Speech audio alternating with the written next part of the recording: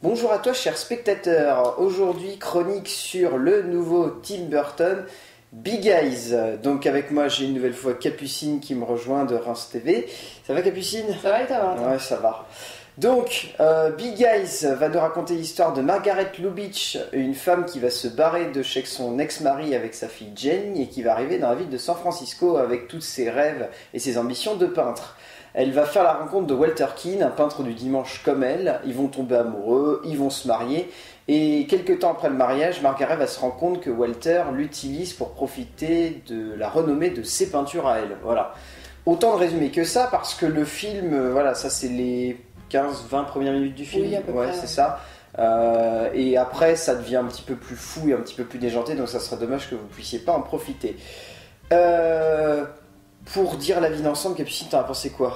On en a un peu pensé la même chose, donc... Oui, dans l'ensemble, j'avais un peu peur que, comme toi, que ce soit un peu long et un peu déçu que Burton ne fasse pas ressortir son Burton, quoi. Et en fait, mais c'est complètement déjanté et un Burton comme on les aime. Ouais, c'est ça. C'est clair, je suis sur le même avis. Burton revient en force. Là, pour le coup, il a complètement oublié, on va dire, ces 10 dernières années où il a fait n'importe quoi, entre Alice au Pays des Merveilles. Bon, Sweeney Todd, peut-être à part. Moi, je suis très fan de Sweeney Todd. C'est vrai que oui, Sweeney Todd, on a tendance à le ranger dans le même panier que tous ces films-là. C'est que Sweeney Todd, on va dire, était le début du côté un peu déjanté, anesthésié de Burton, dans le sens où il y avait la patte burtonienne, mais elle était très atténuée par le côté comédie musicale et on retrouvait pas trop cet esprit-là. Charlie et la chocolaterie, il y en a beaucoup qui l'aiment pas étrangement, alors que c'est quand même un film qui est très burtonien. Mais c'est surtout, moi quand je dis ça dans ces périodes de latence, je parle surtout de tout ce qui est Alice au Pays des Merveilles, Dark Shadows, toute cette vague de films-là qui n'était pas du tout dans l'esprit de Burton, puisque c'était des films qui s'adaptaient de shows télévisés ou d'anciens films. Et résultat, Burton, par le fait de se joindre à des gros studios en plus pour ça, perdait complètement de part artistique.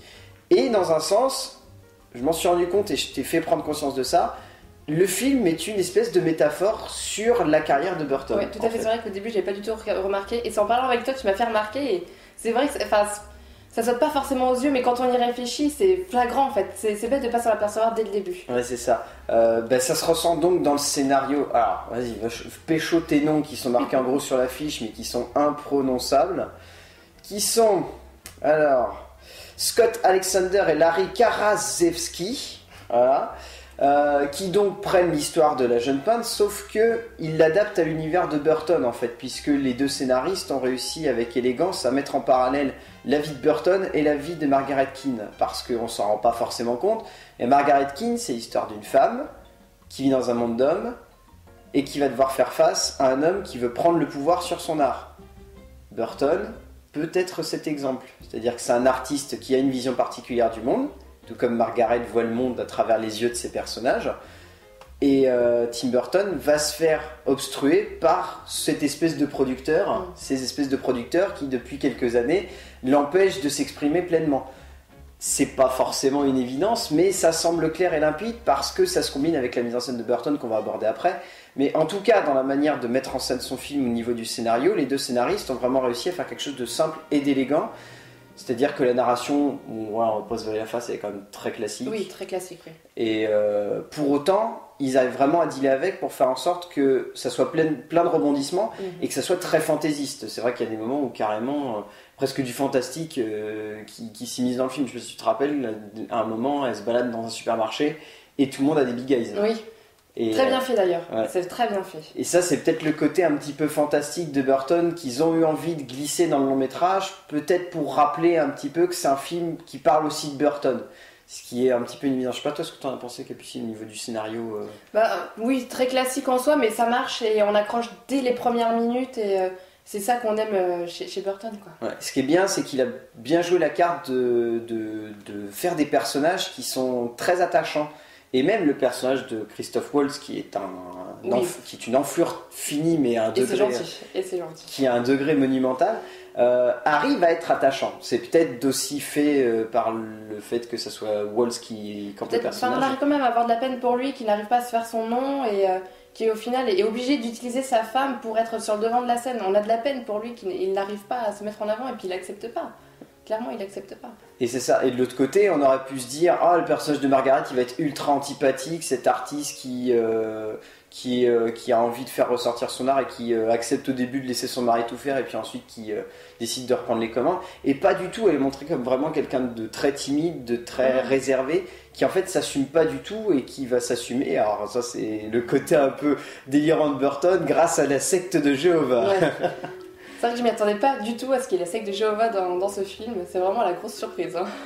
Donc ouais, ça c'est pour le scénar. Donc le gros du sujet, la mise en scène de Burton. Donc là on est dans du très très lourd évidemment. Dès les premières minutes, bon, vas-y je te laisse parler du générique quand même qui est vraiment dans la veine des Burton. Mais dès le générique on est dans l'esprit Burton clairement. Moi au début ça m'a fait penser donc à Sweeney Todd avec cet enchaînement assez limpide et clair. Toi ça t'a fait plus penser à Charlie et la chocolaterie avec toutes les usines qui arrivent. C'est très carré, c'est très dynamique et...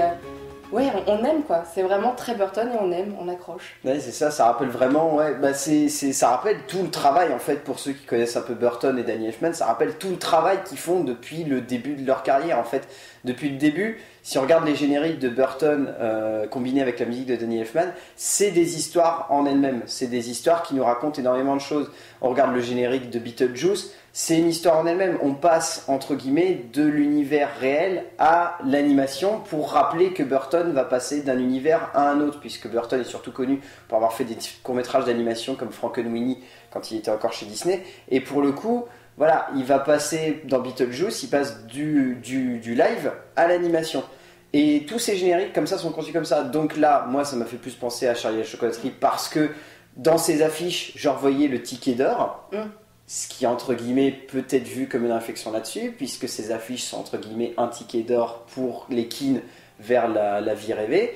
Et donc ça peut aussi faire penser à Sweeney Todd, et là ouvertement on a une autre métaphore, c'est-à-dire le sang qui vient se mêler au rouage de l'usine, et là c'est plus l'affiche qui va venir gripper la machine amoureuse de Walter et Margaret King. Voilà, on peut y voir plusieurs choses comme ça. Mais en tout cas, une chose est claire, c'est que le retour, on va dire, des deux artistes, Burton et Elfman, là, ça se ressent complètement. Les deux artistes, dès les premières minutes, arrivent à imposer leurs pattes à eux. Et en même temps, ça n'est qu'à moitié, puisque le générique n'est pas totalement sur cette introduction-là, parce que ça aurait pu tourner en rond. Oui, tout à fait. On passe sur une deuxième partie, et alors là, moi, on a une espèce de réflexion que j'ai vue tout de suite et que je trouvais limpide. On embarque dans une banlieue. Mais pas n'importe quelle banlieue, une banlieue à l'américaine, et pas n'importe quelle banlieue à l'américaine, quasiment la même banlieue que Édouard aux mains d'argent. Ce qui peut être vu, comme je t'ai expliqué, comme une espèce de métaphore montrant Burton qui quitte son univers pour aller se réfugier dans une grande ville où il va se perdre dans la masse, et ensuite où il va essayer de se faire une place. Voilà. Il retourne un peu aux sources, quoi. Encore une fois, métaphore, à mon avis, ça n'est pas anodin si Burton, toute son esthétique, l'a construit autour de ça. Et ensuite, évidemment, on a des couleurs pop, on a des cadres énormément travaillés, on a énormément de réflexion derrière les personnages, on a énormément de mise en scène qui cherche à mettre en avant l'espèce de côté anxiogène de l'action, notamment dans la grande villa qu'ils ont dans la deuxième partie du film, où là, on est complètement enfermé et... l'enfermement se ressent très très bien. Mais on se met un peu à la place de Margaret. Un peu, il essaie de nous faire ressentir ce qu'elle a pu ressentir, elle, enfermée par son mari. Parce qu'au final, elle reste tout le temps enfermée dans son atelier pour produire un maximum de big eyes. Et elle sortait très peu, elle avait même pas d'amis.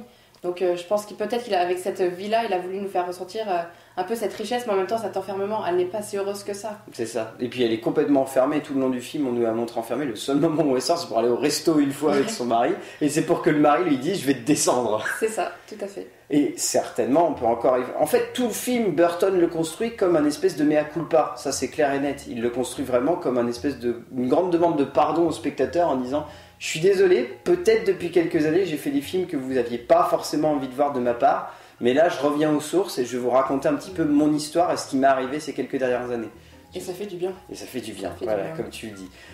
Au niveau des acteurs, bon, restons sur les deux acteurs principaux, parce que les autres acteurs secondaires, bon, on a Danny Huston, qui est vraiment bon, on a Terence Stamp aussi, qui est vraiment excellent. Enfin voilà, c'est des acteurs secondaires qui n'ont rien à prouver et ils apportent vraiment un soutien, on va dire, physique à deux acteurs qui sont en tête du film et qui sont pour le coup vraiment magistraux et qui font du bien puisque pour une fois ce n'est pas Helena Bonham Carter et Johnny Depp dans les deux rôles principaux. C'est vrai, j'aime beaucoup le trio Burton, Depp et Bonham Carter, j'aime beaucoup ce trio là, mais c'est vrai que ça fait du bien de voir un film où ils ne sont pas là et de voir une Amy Adams fraîche qui je trouve empoigne ce rôle à merveille et Christopher Waltz qui est tout aussi bien et j'aime beaucoup cette nouveauté. Ouais, et c'est vrai que les deux acteurs, là pour le coup, Burton les a très bien castés parce que bon, Waltz n'a plus rien à prouver, c'est un acteur de génie.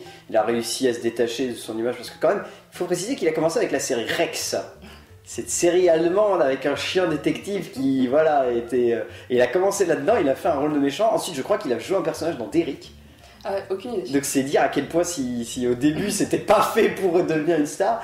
Et bon évidemment on connaît son parcours, il a explosé avec Inglourious Basterds, enfin voilà, etc. Et donc là pour le coup, quand vraiment un personnage qui est ultra intéressant, qui est vraiment dynamique et énergique, qui dégage un charisme mais monstrueux, cet acteur là c'est un acteur de génie.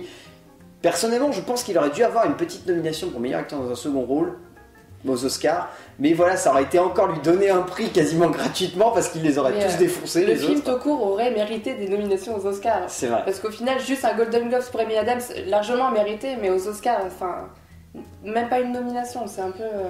C'est un peu triste et lamentable. Mais donc ouais, le duo fonctionne à merveille, ils s'entendent super bien, ils ont énormément de... Oui, il y a énormément d'interactions qui se passent entre les deux personnages, c'est vraiment... Oui, c'est ça, ils se complètent tous les deux, entre Amy Adams qui est un peu plus timide et lui qui est plus exubérant, ils se complètent tout à fait et ça marche très bien, il y a une belle alchimie. On avait parlé aussi, il faut que je rechoppe le nom, de la jeune fille qui campe le personnage...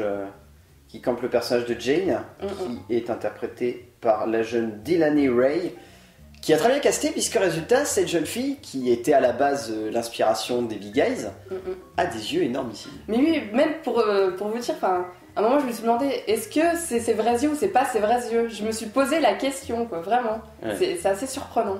Et pour le coup, Burton, on le sait très bien, il a toujours su caster les enfants, allant de Johnny Depp quand il était très jeune pour Edward Romain d'Argent, à Winona Ryder, pareil dans Edward Romain d'Argent. Enfin bref, il a su toutes les jeunes actrices, Christina Ricci pour Sweeney Todd, pas pour Sweeney Todd, pour... J'arrive pas. Oui, la légende du cavalier sans tête. Et voilà. Et pour le coup, ouais, il a toujours su caster les jeunes filles, et là, réussi, sur ce coup-là, il a très très bien casté. Non mais il est très bon, très bon. Donc ouais, conclusion, Big Eyes, si on devait résumer rapidement. Mais il a à voir, tout simplement. Ouais, c'est un film qui est très très bien mis en scène, c'est le retour de Burton en force. Pour ceux qui ont envie d'avoir des explications peut-être sur les problèmes de Burton ces dernières années avec son cinéma, vous aurez les réponses avec ce film. Pour ceux qui ont juste envie de voir un Burton, alors là, mais ils vont s'attendre à un truc stratosphérique si jamais vous avez aimé... Si jamais même Dark Shadows, Alice au Pays des Merveilles, vous les avez trouvés bien, alors là, vous allez retrouver un Burton que vous allez idolâtrer tout de suite. Et oui, évidemment, Christophe Waltz et Amy Adams sont extraordinaires. On ne peut que vous conseiller d'aller voir ce film, c'est vraiment excellent.